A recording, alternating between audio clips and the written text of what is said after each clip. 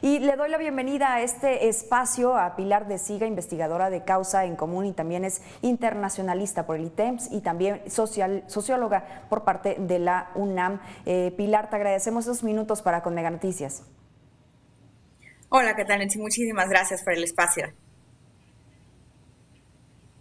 Gracias a ti. A ver, esta mañana las autoridades federales hicieron un comparativo entre el inicio del 2020 y el inicio del 2021. Afirmaron la disminución de delitos del fuero común. Sin embargo, 2020, me voy directamente a las cifras, cerró con un promedio general de 98 personas asesinadas todos los días durante 2020, o lo que es lo mismo, 4 nuevos homicidios o feminicidios cometidos cada hora, o un nuevo crimen cada 15 minutos en el país.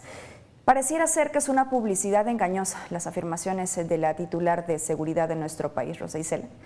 Pilar, ¿qué nos dices al respecto? Así es, la verdad es que es muy desafortunado. Dos cosas, ¿no? La primera es que se juegue un poco con los números y en un principio se advierta que la reducción de ciertas cifras obedece a una estrategia de seguridad. Cuando sabemos que la reducción de cierto número de delitos, como algunos robo a casa habitación, robo a transeúntes, robo de autopartes, obedece más bien a las condiciones del confinamiento en el que todos vivimos y que desalientan obviamente dejan a los criminales sin la oportunidad para llevar a cabo estos crímenes. Pero del otro lado vemos que sí hay una alza en otros delitos, como son violencia doméstica, que fue de los delitos que más registró un cambio, subió alrededor del 8%, así como narcomenudeo.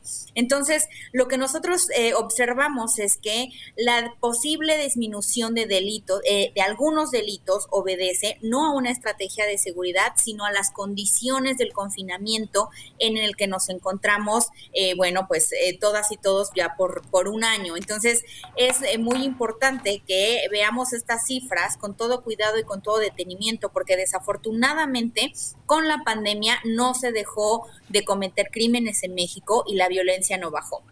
Y nosotros justamente lo analizamos a través de nuestro estudio de atrocidades. Es decir, detrás de estos 98 mujeres y hombres que son asesinados en el país todos los días, no importó que simplemente sucediera la pandemia para que se mantuvieran estos números a la alza, ¿no? Nosotros observamos que durante todo el año pasado, hicimos un registro de notas periodísticas y encontramos por lo menos 3,060 notas periodísticas dando cuenta sobre eventos que pueden catalogarse como atrocidades. ¿Qué son estas atrocidades, no? Al final dijimos, bueno, en estos 98 homicidios están existiendo descuartizamientos, tortura, calcinamientos, situaciones que son de extrema violencia y que a nosotros como ciudadanos nos tendrían que alertar, nos tendrían que estremecer y nos tendrían que enojar justamente, porque es un reflejo de que no hay una estrategia de seguridad real, verdadera y que esté rindiendo resultados. De estas notas periodísticas, al menos, nosotros pudimos recuperar que existieron 5,380 atrocidades. Cualquiera de estos números de atrocidades que les menciono, como torturas, masacres, fosas clandestinas, y de ellas encontramos 6,365 víctimas el año pasado. Y en esta numeralia que fuimos clasificando mes por mes, justamente encontramos que en ningún momento de la pandemia y del año en general se redujo. Todos los meses fue a la alza el registro de estos números con gran nivel de violencia. Dime una cosa, Pilar. Ahorita escuchándote y justamente después de este reporte que ustedes realizan sobre las atrocidades, ¿se ha agudizado y normalizado en el caso de la violencia, pero aparte los grupos criminales, podría decirse que se han radicalizado? Pues fíjate que este estudio justamente lo hicimos también con el objetivo de dejar a un lado esta un poco teoría o hipótesis que la violencia en México está exclusivamente entre los grupos del crimen organizado o bandas delictivas.